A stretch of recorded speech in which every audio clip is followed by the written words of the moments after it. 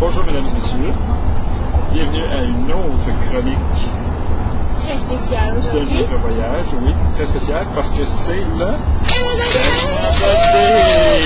à Calgary, mesdames et messieurs. Alors, quoi de mieux qu'être à Calgary, la ville sœur de Québec, pour enjoyer Canada. Alors, aujourd'hui, nous sommes 1er juillet. Quel jour de votre voyage? 11e jour. 11e jour, oui, ça passe déjà vite. Hein? Mais donc, on a profité de cette journée pour se rendre en ville à Fort Calgary pour voir qu'est-ce qui pouvait bien se passer là le jour de Calgary. Et qu'est-ce que nous avons vu, Florent? Des activités très familiales, c'était pas pour les adultes. Non, c'était surtout pour les enfants. Une petite ferme avec du maquillage, des jeux gonflables, des coupes de cheveux gonflés, de la traite de vache. Ouais, t'as-tu essayé ça, toi, Florent? Oui. T'as essayé quoi? Traire les vaches par la couche De tirer les vaches, oui, de traire les vaches. Ouais, de traire les vaches. Ouais. Puis, t'as-tu trouvé ça facile, tu sais? C'est plus facile d'aller chercher la pile de lait au magasin, finalement? Ouais. OK. Fait qu'on continue avec ça. On a fait la course de chevaux gonflés aussi. Oui, la course des chevaux gonflés, puis c'est moi qui tirais le cheval gonflé. Hein. À cause que ça, je vais faire la même À cause que sinon, ça avançait pas, mais c'était rigolo quand même. Hein. Ouais. Puis après, qu'est-ce qui s'est passé donc, sur le site de Fort Calgary? Sur le site de Fort Calgary, il y a eu l'ouverture de la cérémonie de Canada Day.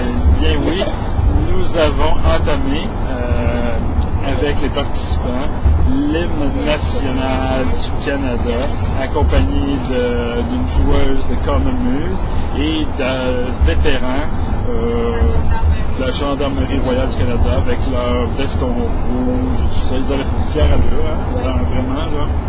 C'était quelque chose. Alors, on était, we were proud to be there.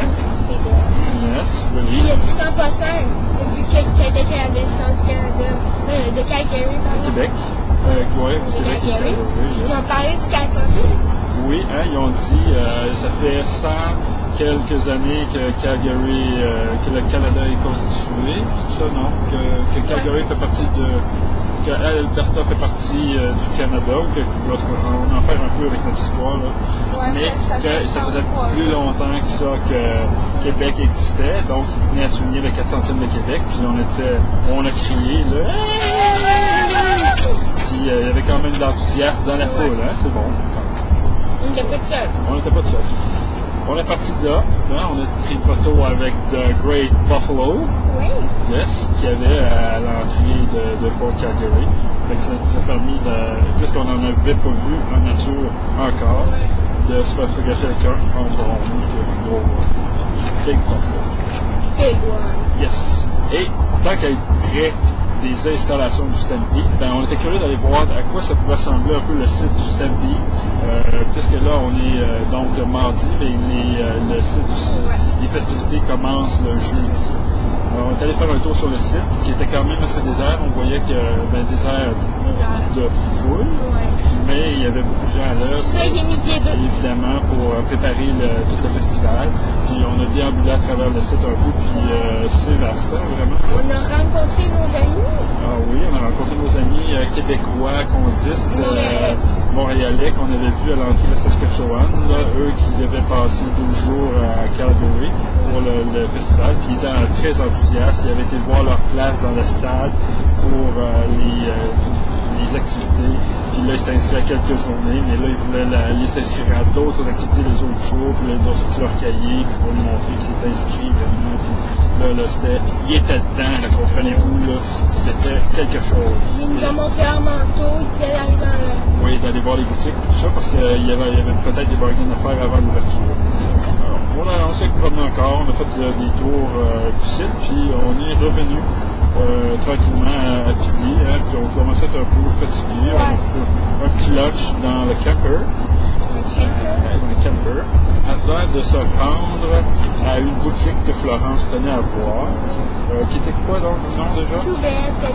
Two Bears Teddy Bear, qui était une boutique où je pense qu'on pouvait fabriquer des C'est le plus gros centre de C'est le plus gros magasin d'oursons en peluche au monde, mesdames et messieurs. Et qu'est-il arrivé aux catastrophes? Il n'est plus là. Il est fermé. Alors, il y a une autre boutique qui a été promue au monde et c'est pas à Calgary. Alors, de retour vers notre camping, nous sommes arrêtés au parc olympique où ont eu lieu donc les descentes de bobsleigh, les descentes de saut à ski, les descentes de skeleton, de tout ce qui descend là. Et nous sommes arrivés vers 16h et puisque c'était jour férié, le parc fermait à 17h. Donc pas possibilité de prendre le forfait familial là, pour monter dans le téléphérique puis descendre dans Z-Trip. Oui, c'est ça, descendre dans Z-Trip.